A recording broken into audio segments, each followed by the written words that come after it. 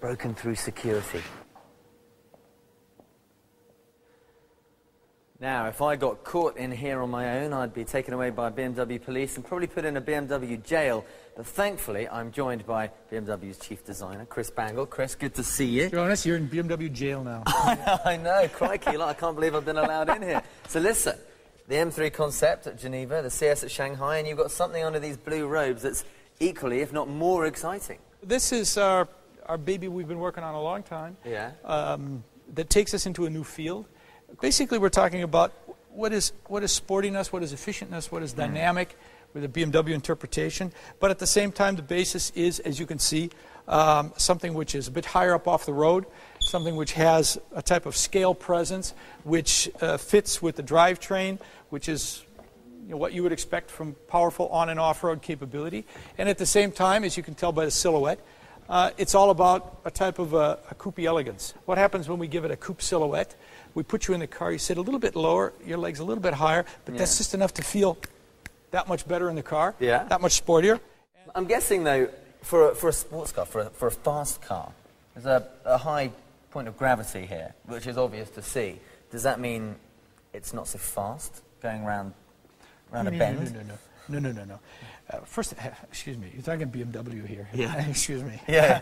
Okay. To begin with... That was a rhetorical question. Yeah, I'm glad you added that. To begin with, when BMW set out to redefine four-wheel driveness, the first thing they did was they lowered the center of gravity. Don't forget, the X5 was the first vehicle that took the whole engine and drivetrain and dropped it down. Before then, an off-road vehicle, you could see all the way underneath it. Remember, you could see the pumpkins from the rear axle. You could see everything underneath it. BMW took that whole drivetrain, dropped it down as low as it could get and still get the ground clearance. But then, because of that, they needed the high seating position because you have to command the road.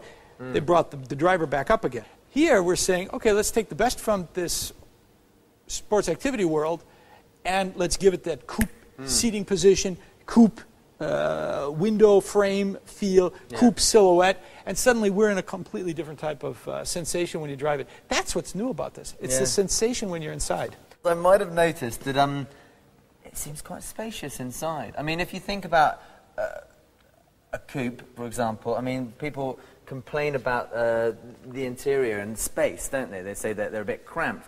I don't think this is going to be a problem here, is it? The whole idea of sports activity vehicles was not about being cramped. They're large vehicles as well. But the efficient dynamics about it is making sure you don't waste any space, making sure you don't add weight if you don't need weight. I mean, after all, the BMW commitment is about efficiency and dynamics together. And therefore, when it comes to having space inside, we're not about to take it away from the people. We want to make sure that they feel comfortable.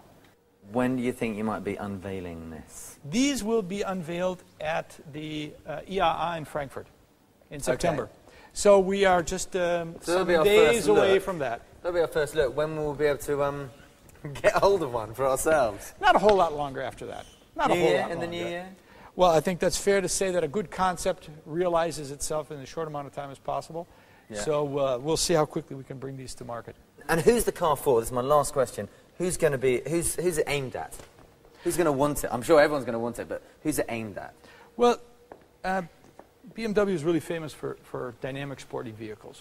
I mean, even when we do a 7 Series, which is a limousine, it is a pretty dynamic sporting vehicle. When we go into something like one of our coupes, then you really know M3, M5, you're all out in that. This is the type of vehicle for those people that wanted that sporty dynamic, but they've always wondered, where's this four-wheel drive usability on this? Where's this sense of sitting a bit higher than the rest on the road? I'm used to that. I've had that in other vehicles now. X5, I mean, think of, when we had the X5 HP, suddenly we had this honking vehicle out there that just was completely tear. Now, you've got all that, but in a much more sporting aesthetic to go with it, too. And so I think that's the kind of people who've always really wanted to put those worlds together. That's what crossover's about. It's weird. You know, getting you that best. You're describing me. You're describing me, so where are the keys? You get to open yours later. But look, maybe the first, who knows? Well, you know, who knows? We can live and hope. Chris, I know your time is valuable. I think you've obviously done a fantastic job here. I think I speak for everyone saying that we're all very excited about seeing them for real. So well done you. Thanks. We'll be seeing you in Frankfurt. Yeah. Great. I love that. I love the way you seal the line.